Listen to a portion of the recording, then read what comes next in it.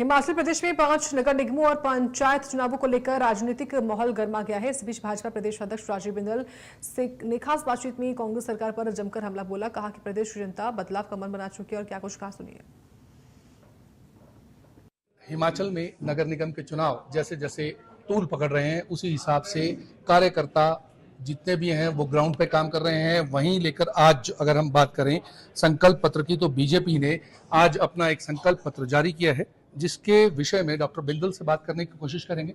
Doctor Bindal, सबसे पहली बात कि हिमाचल की अगर आप ओवरऑल स्थितियों को देखेंगे तो कहीं ना कहीं इस बार जैसे हम पश्चिम बंगाल की वजह से बहुत ज़्यादा एंथुजियाज्म हमने कार्यकर्ताओं में देखा, आपको क्या लग रहा है कि इस बार पूरे हिमाचल के चुनाव, क्योंकि पंचायती राज चुनाव भी हैं और नगर निगम के चुनाव भी हैं, तो आप किस तरह से इस पूरे आकलन को कर रहे हैं?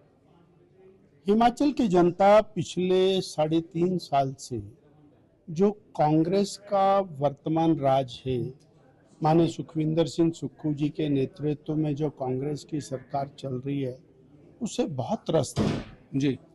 अगर हम बेरोजगार की बात करें तो सड़कों पर है, कर्मचारी की बात करें तो उसको तनख्वाह नहीं मिलती है, रिटायरी की बात करें तो उसको पेंशनरी बेनिफिट्स नहीं मिलते हैं जी। व्यापारी की बात करें तो उसके ऊपर इंस्पेक्टर का राज है, उसके ऊपर दादागिरी है जी। माफिया का राज प्रदेश में चल रहा है, गैंगवार जगह जगह हो रही है, गोलीबारी हो रही है, हत्या लूट डकैती इसका आलम है। आज जनता सुरक्षित अपने आप को नहीं महसूस कर रही। इसके बाद जनता इस बात को लेकर के कांग्रेस से बहुत खफा है कि उन्होंने 2022 के चुनाव में कुछ ऐसी गारंटियां की थी जी। बहनें इंतजार करती रही, 1500 रुपए महीने का, वो नहीं आया। आज भी मुख्यमंत्री जी दूसरे प्रदेशों में जाके बोल देते हैं कि हमने गारंटियां पूरी कर दी, और बहनों के जो जख्म है उसके ऊपर फिर नमक डाल देते हैं।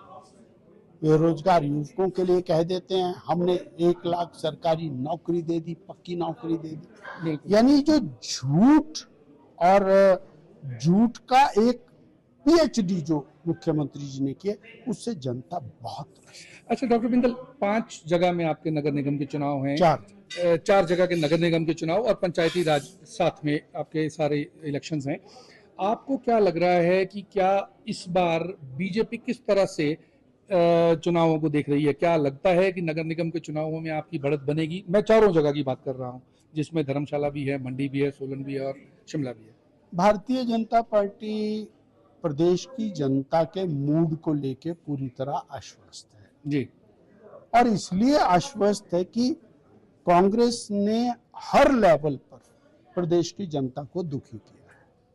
उन्होंने डीजल पेट्रोल का दाम बढ़ाया 15 रुपये 40 पैसे, उन्होंने 100 रुपये सीमेंट के कट्टे का दाम बढ़ाया, राशन डिपो में राशन महंगा किया, HRTC का किराया महंगा किया, लड़कियों औरतों की सब्सिडी उसमें मिलती थी वो बंद की, स्टैंप ड्यूटी बढ़ाई इन्होंने, और जनरल जो मासिस हैं बिजली के दाम बढ़ाए, पीने के पानी के दाम बढ़ाए और हर प्रकार से जनता को दुखी किया। इसलिए जनता बदला लेने के मूड में है, जनता का मूड स्पष्ट है और वो जनता कांग्रेस की सरकार को उखाड़ फेंकने के लिए कृतसंकल्प। डॉक्टर साहब, आपने भी देखा होगा कि जब कांग्रेस से हम बात करते हैं तो कांग्रेस की तरफ से हमेशा केंद्र के ऊपर एक आरोप लगता रहता है कि हमारे साथ भेदभाव किया जा रहा है।